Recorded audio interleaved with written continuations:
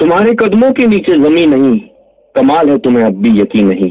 मैं इन बेपनाह अंधेरों को सुबह कैसे कहूँ, मैं इन नजारों का अंधा तमाशबीन तो नहीं।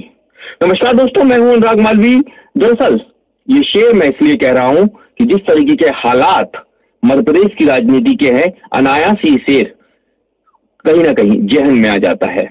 दरअसल जिस तरीके से चित्रकूट में 2 बच्चों की अपहरण के बाद हत्या हुई और उसके बाद नेताओं के जिस तरीके से बयान आए, उनने नेताओं की संवेदनशीलता पर कहीं ना कहीं सवाल जरूर खड़े किए हैं।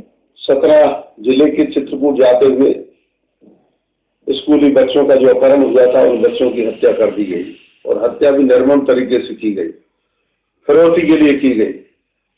और इसके पीछे सबसे बड़ा कारण और लापरवाही शासन और प्रशासन की है।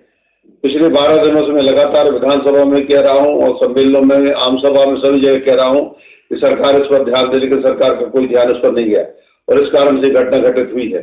पूरे प्रदेश में प्रशासन अराजकता है और माता पिता जो बच्चों के हैं वो भयग्रस्त हैं, बच्चे ही भयग्रस्त हैं।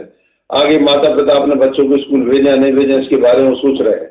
कुल मिलाकर इसकी न्याय जांच होना चाहिए और गंभीरता से जांच होना चाहिए। मध्य प्रदेश में अशांति व्याप्त हो गई है पूरे राज्य में।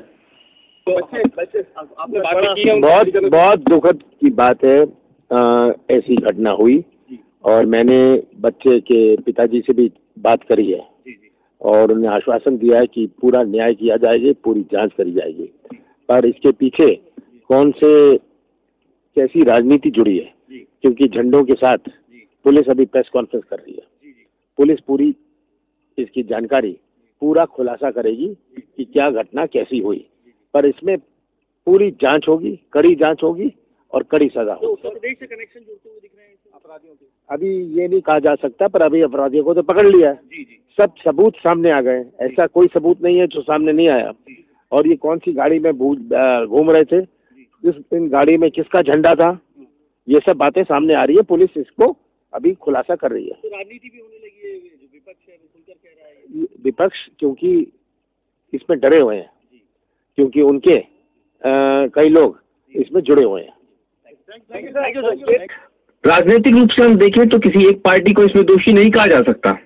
भारतीय जनता पार्टी ने कहा है कि कांग्रेस की सरकार आने के बाद अपराध बढ़े हैं। वहीं कांग्रेस ने अपराधियों की भारतीय जनता पार्टी के नेताओं के साथ फोटो जारी की है और कहा है कि अपराधियों के वाहन पर भी बीजेपी का झंडा था। लेकिन सवाल ये उठता है कि इन तमाम बयानों से ज्यादा जरूरत किस बात की है? अपराधियों को कड़ी से कड़ी सजा देने की और साथ में इस बात की कि आगे ये अपराध रुके। लेकिन इनसे ज्यादा ध्यान दोनों ही पार्टियों का इस बात पर है कि कैसे भी करके एक दूसरे पे आरोप और प्रत्यारोप लगाए जाएं, ताकि आने वाले लोकसभा चुनाव में इसका फायदा मिल सके।